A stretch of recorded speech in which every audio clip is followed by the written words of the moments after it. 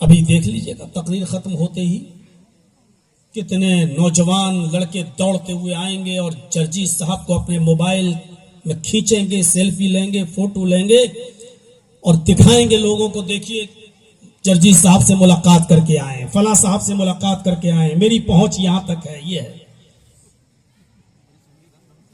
ابھی قربانی کا مہینہ آ رہا، دیکھیے گا 25-30 ہزار کا بکرا خریدیں گے، اس کا فوٹو کھینچیں گے اور واٹس ایپ گروپ پر اور فیس بک پہ ڈالنا شروع کر دیں گے، میں نے 30,000 کا بکرا خریدا ہے، دعا کرنا اللہ ہماری قربانی کو قبول فرمائے۔ اب کیا قبول فرمائے جب تو نے ریا نمود کر کے اس کی قیمت تک بتا دی۔ عمرہ کرنے گیا، احرام پہنے ہوئے، خانہ کعبہ کے سامنے کھڑے ہو کے سیلفی کھینچی اور ڈال دیا فیس بک پر اور واٹس ایپ گروپ پر، اللہ نے مجھے عمرے کی توفیق دی، دعا کرنا اللہ میرے عمرے کو قبول کر لے۔ ارے بے غیرت، جتنی دعا تو فیس بکیوں سے کروا رہا ہے واٹس ایپ گروپ میں، اگر وہی خانہ کعبہ کا غلاف پکڑ کر رو رو کر اللہ سے مانگا ہوتا اور اپنے گناہوں کی مغفرت طلب کی ہوتی تو اللہ تجھے معاف کر دیتا۔ تو ریا نمود اور دکھاوے کے طور پر فوٹو کھینچ کے کچھ اللہ نے مجھے عمرے کی توفیق دی، دعا کرنا اللہ تعالیٰ میرے عمرے کو قبول فرمائے۔ رمضان میں 10 آدمیوں کا بھی روزہ افطار کرا رہے ہیں، تو افطار میں کیا کیا کھلا رہے ہیں وہ پورے آئٹم کا ویڈیو بن کر گروپ میں ڈالا جا رہا ہے، شیئر کیا جا رہا ہے۔ آج ہم نے 50 لوگوں کو افطار کرایا، ماشاءاللہ اچھے سے اچھا کھانا کھلایا، اچھے سے اچھا افطار میں سامان رکھا۔ دعا کرنا اللہ تعالی ہمارے افطار پارٹی کو، ہمارے افطار کرانے کو قبول فرمائے۔ بے غیرت، ریا اور نمود تو کر رہا ہے، اب تو سوچتا ہے کہ اللہ کے ہاں تجھے ثواب ملے گا ان سب چیزوں کا۔ ان اللہ لا ينظر الى اجسامکم ولا الى صورکم ولکن ينظر الى قلوبکم۔ اللہ رب العالمین تمہارے جسموں کی طرف نہیں دیکھتا کہ تم کتنے باڈی بلڈر ہو، تمہارا سینہ کتنا چوڑا ہے۔ ناپ نہیں بتاؤں گا ورنہ لوگ کہیں اور لے جائیں گے۔ میرے پیارے ساتھیوں، اللہ تعالیٰ تمہاری جسموں کی طرف نہیں دیکھتا کہ تم کتنے بڑے باڈی بلڈر ہو، ولا الی صورکم، تمہاری شکل و صورتوں کی طرف بھی نہیں دیکھتا کہ تم کتنے خوبصورت ہو۔ یوسف علیہ السلام سے زیادہ خوبصورت کوئی ہوگا؟ یوسف علیہ السلام کی خوبصورتی کا ذکر تو قرآن میں آیا ہے، اور جب بادشاہ مصر کی بیوی پر لان تان پڑنے لگی اور مصر کی عورتیں جب ان کو ورغلانے لگی، ایک غلام کو دل دے بیٹھی، تو اس نے ساری عورتوں کو بلایا، سب کے سامنے پھل رکھ دیے اور سب کو چھریاں دے دی، کہا لو پھل کاٹو، اور یوسف کو ان کے سامنے سے نکال دیا کہ یوسف ان کے سامنے سے نکل جاؤ۔ اور جب یوسف ان کے سامنے سے نکلے تو ان عورتوں نے جب یوسف کی خوبصورتی کو دیکھا تو بجائے پھل کاٹنے کے اپنی انگلیاں کاٹ ڈالی۔ لقطعنا ایدیہن، الفاظ کی زیادتی معنی کی زیادتی پر دلالت کرتی ہے۔ انہوں نے انگلی کاٹی نہیں تھی، قطع یقطعو کے معنی ہوتے کاٹنا اور قطع یقطعو کے معنی ہوتے ٹکڑے ٹکڑے کرنا۔ انہوں نے اپنی انگلی کو ایک جگہ سے نہیں کاٹا بلکہ ٹکڑے ٹکڑے کر ڈالا۔ ادھر سے کٹ کے گری ہے اور تکلیف نہیں ہو رہی ہے۔ یوسف کی خوبصورتی دیکھ کر سب دنگ رہ گئی اور چیخ اٹھی، ما ھذا بشرا، یہ تو انسان ہے۔ اچھا، اب بادشاہ مصر کی بیوی نے کہا واہ، ابھی تک مجھ پر لان تان کر رہی تھی، اب تم سب یوسف پر فدا ہو گئی ہو، ابھی مجھے گالی دے رہی تھی، اب تمہارا بھی وہی حال ہو گیا ہے۔ لیکن اس خوبصورتی کو ملا کیا؟ سارے بھائیوں نے مل کر یوسف کو کنویں میں پھینک دیا، قافلہ آیا، نکالا، مصر کے بازار میں یوسف بیچ دیے گئے۔ اور جانتے ہو اتنی خوبصورت شخصیت کتنے میں بکتی ہے؟ وَشَرَوْهُ بِثَمَنٍ بَخْسٍ دَرَاهِمَ، چند کھوٹے سکوں میں بیچ دیا، کوئی کام نہیں آئی خوبصورتی۔ چند کھوٹے سکوں میں یوسف علیہ السلام کو بیچ دیا گیا۔ موبائل کتنا بھی قیمتی ہو لیکن چوری کا ہو تو آدمی سوچتا جلدی سے ہٹا دو۔ 1 لاکھ والا موبائل بھی 10,000 15,000 میں ہٹا دیتا، جلدی لو تاکہ ہمیں جتنا مل رہا اتنا تو مل جائے۔ جو قافلے والوں نے نکالا تھا اس بچے کو، انہوں نے سوچا پتہ نہیں اس کا باپ نہ آ جائے، اس کا کوئی اصلی مالک نہ آ جائے، جتنے میں بک رہا ہے اتنے میں بیچو، پیسے سیدھے کرو، لے کے بھاگو۔ وَشَرَوْهُ بِثَمَنٍ بَخْسٍ دَرَاهِمَ مَعْدُودَةٍ، یوسف کو مصر کے بازار میں چند ٹکوں میں، چند سکوں میں، چند کوڑیوں کے بھاؤ میں بیچ دیا گیا۔ یہ تھی خوبصورتی کیا۔ ان اللہ لا ينظر الى اجسامکم ولا الى صورکم ولکن ينظر الى قلوبکم، اللہ تمہارے جسموں کی طرف نہیں دیکھتا، تمہاری شکل و صورتوں کی طرف نہیں دیکھتا، ولکن ينظر الى قلوبکم، وہ تمہارے دلوں کی طرف دیکھتا ہے۔ لن ينال الله لحومها ولا دماؤها ولكن يناله التقوى منكم، تم جو قربانی کرتے ہو اللہ کی راہ میں، اللہ رب العالمین کے پاس تمہارے قربانی کے جانوروں کا گوشت نہیں پہنچتا، اس کا خون نہیں پہنچتا، اللہ کے پاس یہ چیزیں نہیں پہنچتی۔ وَلَٰكِن يَنَالُهُ التَّقْوَىٰ مِنكُمْ، وہ تو تمہارا تقوی دیکھتا ہے، کس پرہیزگاری سے تم قربانی کر رہے ہو، کس نیت سے تم قربانی کر رہے ہو، تمہارے دل کا جذبہ کیا ہے۔ سارا دار و مدار تو نیت ہی پر ہے، سب کچھ۔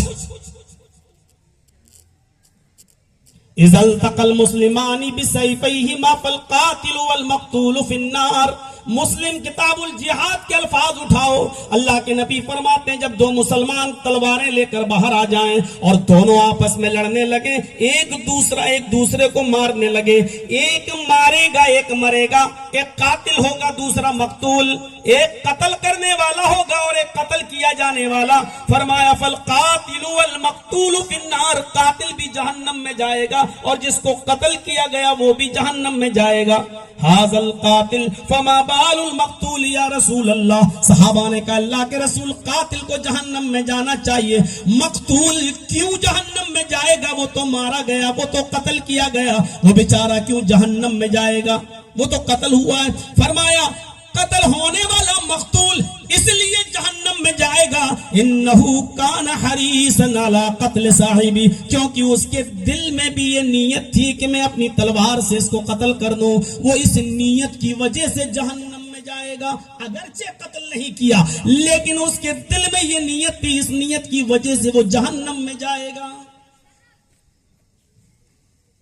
آج ہمارے پاس ایمان ہے لیکن عمل صالح نہیں، کوئی کام آج ہمارے پاس خالی نہیں ہے، سنیچر غائب، اتوار غائب، سوم کو مسجد میں نہیں، منگل کو بازار میں گزار دیا، بدھ ادھر ادھر گزار دیا، جمعرات بھی گزار دیا، جمعے کے دن پہلی صف میں بیٹھے نہا دھو کر سعودی عرب کا رومال ڈال کر، جنت الفردوس لگا کر، دودھ لگا کر پہلی صف میں بیٹھے۔ صاحب پہلی صف میں کس لیے آج؟ ارے بھائی ایک ہفتے سے نہیں دکھے، آج بولے صاحب آج جمعہ ہے۔ ارے جمعہ تو کیا ہوا، پورے ہفتے نہیں، آج کیوں آئے ہو؟ ارے بتایا نا آج جمعہ ہے۔ او اس کا مطلب پورے ہفتے اللہ تعالیٰ نہیں دیکھتا، جمعے کے دن نظر رکھتا ہے۔ ارے نہیں مولانا ایسی بات نہیں ہے، نماز تو پڑھا لیکن آج جمعہ ہے۔ ارے جمعہ ہے تو کیا ہوا، اس کو جمعے کے دن نماز پڑھ لی، پورے ہفتے کا پورا ہو گیا نا، کوٹا پورا کر لیا۔ نہیں مولانا، اچھا سچ بتاؤ کیوں؟ ارے مولانا صاحب جمعے کے دن بھی اگر نماز نہیں پڑھیں گے تو محلے والے کیا کہیں گے، کتنا کمینہ ہے، دیکھو جمعے تک کی نماز نہیں پڑھتا۔ اوہ تو یہ تھی اصلی وجہ۔ تو یہ کہو نا کہ اس لیے آئے ہیں کہ گاؤں والے یہ نہ کہیں، محلے والے یہ نہ کہیں، پھر یہ کیوں کہہ رہے ہو جمعے کے دن کا زیادہ ثواب ہے؟ جمعے کے دن ہفتے میں ایک دن بھی تو نے نماز پڑھی تو اس نیت سے پڑھی کہ محلے والے یہ نہ کہیں، گاؤں والے یہ نہ کہیں کہ اس نے جمعے تک کی نماز نہیں پڑھتا۔ وہ ایسے ہی نمازیوں کے بارے میں، ایسے ہی جمعہ نماز پڑھنے والوں کے بارے میں اللہ کے نبی نے فرمایا من صلی یرائی فقد اشرک، جس نے لوگوں کو دکھانے کے لیے نماز پڑھی اس نے نماز ہی نہیں پڑھی، اس نے شرک کیا۔ یہ نماز شرک ہو گئی۔ اب تم اللہ کے سامنے تھوڑی جھک رہے ہو، گاؤں والوں کے سامنے جھک رہے ہو، محلے والوں کے سامنے جھک رہے ہو۔ قربانی کا بکرا ہم تب خریدیں گے جب میرا پڑوسی لے کر آئے گا، اگر وہ 20,000 کا لائے تو ہم 22,000 کا لائیں گے۔ ہماری نعت سماج میں کٹنی نہیں چاہیے، اس نیت سے ہم قربانی کے جانور کو لانے میں ڈیلے کر رہے ہیں تاکہ ہمارا بکرا پڑوسی کے بکرے سے زیادہ تندرست ہو۔ کہاں گیا خلوص، کہاں گئی للہیت، کہاں گئی خشیت؟ کہاں گیا خوف خدا؟ میرے پیارے ساتھیوں، الا الذین آمنوا وعملوا الصالحات، ایمان بھی ضروری ہے اور عمل صالح بھی ضروری ہے. ہمارے پاس ایمان تو ہے لیکن عمل صالح نہیں ہے. ایمان اور عمل صالح دونوں لازم و ملزوم ہیں. جیسے موبائل کے لیے سم اور سم کے لیے موبائل. جرجیت صاحب ایک فون خرید لیں ایپل کا 1,00,000 روپے کا، اور خریدنے کے بعد کان میں لگا کے کہیں ہیلو ہیلو، ہاں ارے میرے بھائی سعودیہ سے بات کر، ہیلو ہیلو. کمپنی کے پاس جائیے ایپل، ارے صاحب 1,00,000 کا فون لیا میں نے، یہ تو میری آواز ہی نہیں جا رہی ہے وہاں پر، میرا بھائی سن ہی نہیں رہا ہے. اب اس نے کہا بھائی 1,00,000 کا موبائل لیا ہوا تو کیا وہ اس میں سم تو ڈالو، سم تو ہے ہی نہیں. سم کی ضرورت پڑے گی تب 1,00,000 کا موبائل لینے کی ضرورت کیا ہے؟ پھر 1,50,000 کا 1,00,000 کا موبائل پھر کیوں دیا تم نے؟ جب اتنا مہنگا موبائل دیا پھر بھی آواز نہیں جا رہی تو پکڑو ہٹو. اچھا سم ضروری ہے، ہاں. اب آپ نے سم خرید لی 200-300 روپے کی، 5,000 10,000 روپے بیلنس بھی ڈلوا لیا اس میں. اب اس سم کو کان میں لگا کے کہو ہیلو ہیلو، آپ کی آواز نہیں جائے گی. اب سم والے سے کہیے صاحب اس میں تو 10,000 روپے بیلنس بھی پڑا ہوا پھر بھی آواز نہیں جا رہی ہے. وہ کہے گا کون سے پاگل کھانے سے چھوٹ کے آ رہے ہو، اس سم کو موبائل میں تو ڈالو. 10,000 روپے کا بیلنس ڈالنے کے بعد بھی اس کو موبائل میں ڈالنا پڑے گا. میرے بھائیو، جس طریقے سے موبائل کے لیے سم ضروری ہے اور سم کے لیے موبائل ضروری ہے، بغیر سم کے موبائل ادھورا اور بغیر موبائل کے سم ادھوری. دونوں ہی ایک دوسرے کے لیے لازم و ملزوم ہے. اسی طریقے سے ایمان بھی اور عمل صالح بھی دونوں بھی لازم و ملزوم ہے. ہم نے ایمان تو قبول کر لیا، ایمان تو ہے ہمارے پاس، لیکن عمل صالح نہیں ہے تو بیکار. ہم عمل صالح ہی کر رہے ہیں، اچھے سے اچھا کام کر رہے ہیں، غریبوں کو کھلا رہے ہیں پلا رہے ہیں، پانی بھی دے رہے ہیں، کھانا بھی دے رہے ہیں، مریضوں کی عیادت بھی کر رہے ہیں، مریضوں کا خیال بھی رکھ رہے ہیں، لیکن ایمان نہیں ہے میرے پاس تو یہ بھی بیکار. دونوں چیزیں ہمارے لیے ضروری ہونی چاہیے. اور ایسے ایمان والوں کے لیے اللہ تعالیٰ نے فرمایا الا الذین آمنوا وعملوا الصالحات فلہم اجر غیر ممنون. جو لوگ ایمان لائے اور جن لوگوں نے صالح اور نیک عمل کیے، فلہم اجر غیر ممنون، ان کے لیے کبھی ختم نہ ہونے والا اجر ہے، ان کے لیے کبھی نہ ختم ہونے والا ثواب اجر ہے، بدلہ ہے، ایسا انعام جو کبھی ختم نہیں ہوگا. لیکن اس کے لیے شرط کیا ہے؟ ایمان بھی ہونا چاہیے اور عمل صالح بھی ہونا چاہیے. اب ایمان کیا ہے؟ ایمان کا موضوع بہت وسیع ہے. میں پورے ایمان کے موضوع پر ہی گفتگو نہیں کروں گا، کیونکہ مجھے ان لوگوں کی بات کو بھی ماننا ہے جن لوگوں نے پرسنل طور پر مجھ سے آ کر کہا کہ یہ بھی بولنا یہ بھی بولنا یہ بھی بولنا، گویا کہ کھچڑی سی پکوانے کے لیے کہا تھا. تو میرے بھائیوں، ایمان کا موضوع تو بڑا وسیع ہے اور ایمان کی شاخائیں بھی بہت ہیں. میں نے جو حدیث پڑھی ہے اس حدیث کو میں پڑھ دیتا ہوں، اور اس میں 3 چیزوں کا ذکر کیا گیا ہے. مجھے امید ہے کہ ان 3 چیزوں کو بتاتے ہوئے ہمارا وقت بھی ہو جائے گا. وعن ابی ہریرہ رضی اللہ تعالی عنہ عن النبی صلی اللہ علیہ وسلم قال الایمان بضع وسبعون شعبۃ.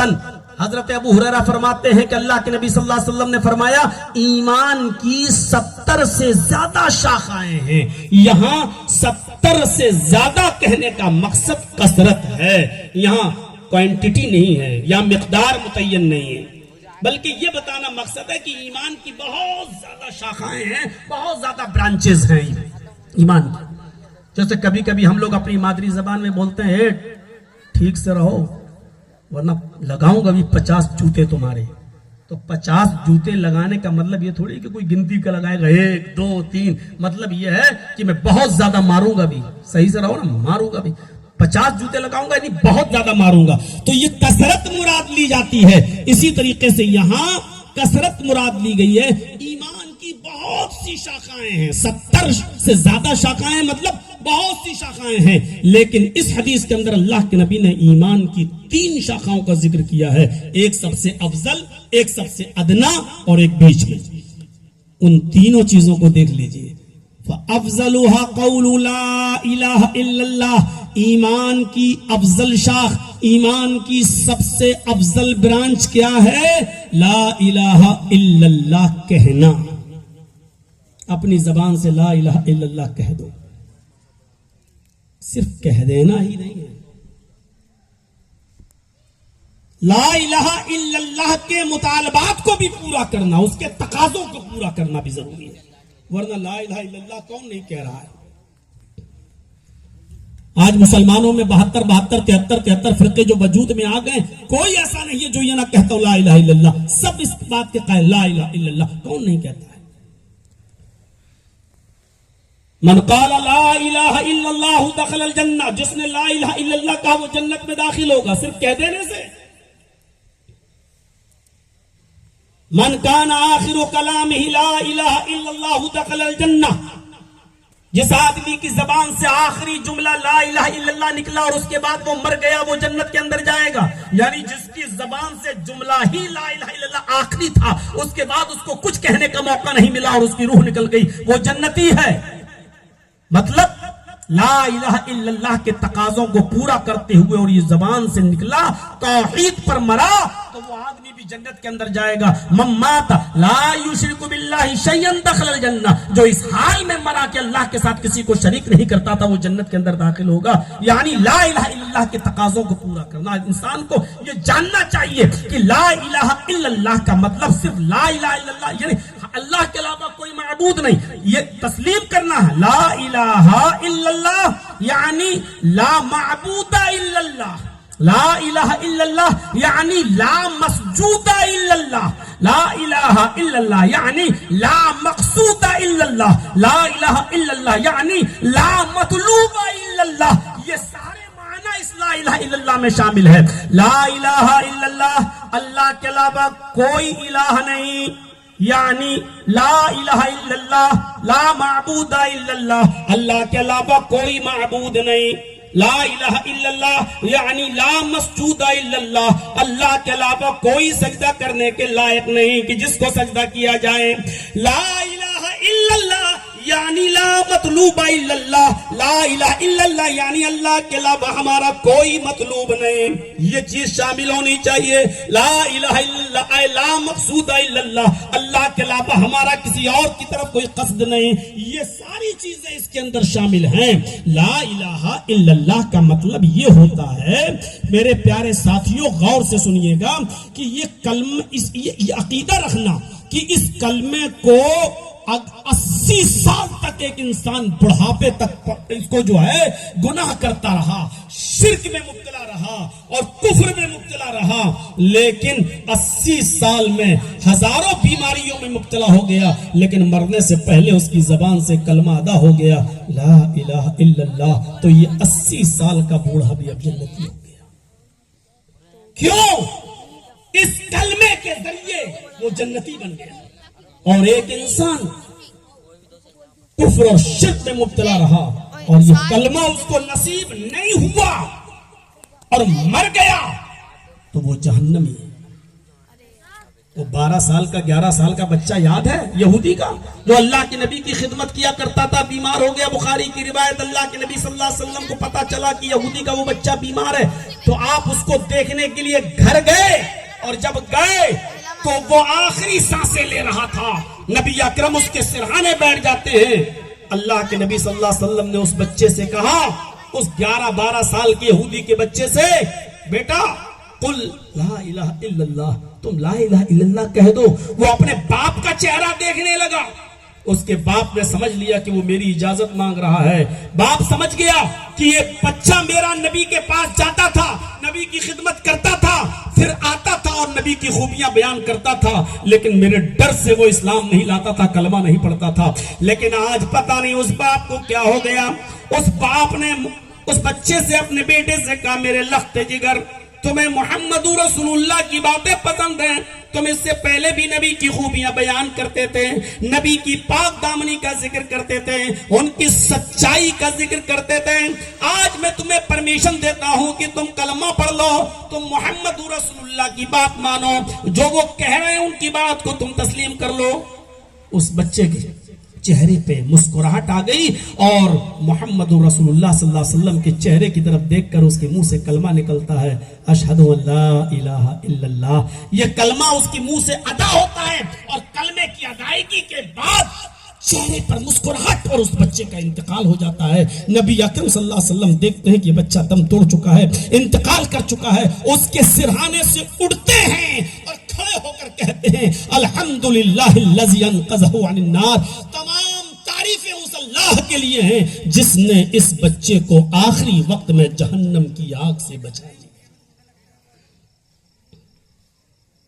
اس کلمے کی وجہ سے وہ جنت کا مستحق ہو گیا۔ سیرت کی کتابیں پڑھیں، زاد المعاد علامہ ابن قیم کی پڑھیں، صفی الرحمن صاحب مبارک پوری رحمت اللہ علیہ کی کتاب الرحیق المختوم پڑھیں اور اس منظر پر آئیں کہ جب اللہ کے نبی صلی اللہ علیہ وسلم نے خیبر کا محاصرہ کر لیا اور چاروں طرف سے اس قلعے کو گھیر لیا، خیبر کا محاصرہ کرتے ہوئے گھیر لیا، اس وقت اس قلعے کا ایک چرواہا یہودی جس کا نام اسود تھا، کئی لوگوں کی بکریاں لے کر جنگل میں چرانے کے لیے گیا ہوا تھا۔ اسود نامی وہ یہودی چرواہا جب بکریوں کو چرا کر واپس آتا ہے تو کیا دیکھتا ہے کہ خیبر کا محاصرہ ہو چکا ہے، اندر والا آدمی باہر نہیں آ سکتا اور باہر سے کوئی آدمی اب اندر نہیں جا سکتا۔ تو اس نے دیکھا کہ محمد رسول اللہ کے ساتھی خیبر کو چاروں طرف سے گھیرے ہوئے ہیں۔ اس نے پوچھا تمہارا امیر کون ہے، پریزیڈنٹ کون ہے؟ انہوں نے جواب دیا محمد رسول اللہ صلی اللہ علیہ وسلم۔ فرمایا کہاں ہے وہ؟ کہا وہ دیکھو کپڑا ڈال کر جو خیمہ لگا ہوا ہے اسی خیمے کے اندر بیٹھے ہوئے ہیں۔ کہا مجھے ان سے ملاقات کرنی ہے۔ یہودی اسود نے کہا، صحابہ نے فرمایا وہیں جاؤ، خیمے کے اندر محمد رسول اللہ صلی اللہ علیہ وسلم سے اجازت طلب کرو، وہ تمہیں اجازت دے دیں گے۔ اس نے نام تو پہلے سے سن رکھا تھا لیکن سوچ رہا تھا کہ ایسے کیسے ملاقات ہو جائے گی، اتنا فیمس، اتنا مشہور اور صحابہ جس کی عزت اتنی زیادہ کرتے ہو، ایسے شخص سے اتنی آسانی کے ساتھ ملاقات کیسے ہو جائے گی؟ اس کے ذہن میں، اس کے تصور میں یہ تھا کہ بہت بڑا قائد ہے، لیڈر ہے، باڈی گارڈ لگے ہوں گے اور آسانی سے اس سے ملاقات نہیں ہو سکتی ہے۔ لیکن وہ خیمے کی طرف بڑھتا ہے، پردہ ہٹا کر دیکھتا ہے محمد رسول اللہ صلی اللہ علیہ وسلم کچی زمین پر چٹائی بچھا کر بیٹھے ہوئے ہیں۔ اسود نے کہا کیا آپ محمد ابن عبداللہ ہیں؟ آپ نے جواب دیا جی۔ فرمایا کیا میں اندر آ سکتا ہوں، مجھے ملنا ہے آپ سے؟ آپ نے کہا اندر آ جاؤ۔ جب وہ اندر جاتا ہے، خیبر کا رہنے والا، اس قلعے کا رہنے والا وہ یہودی اسود بکریوں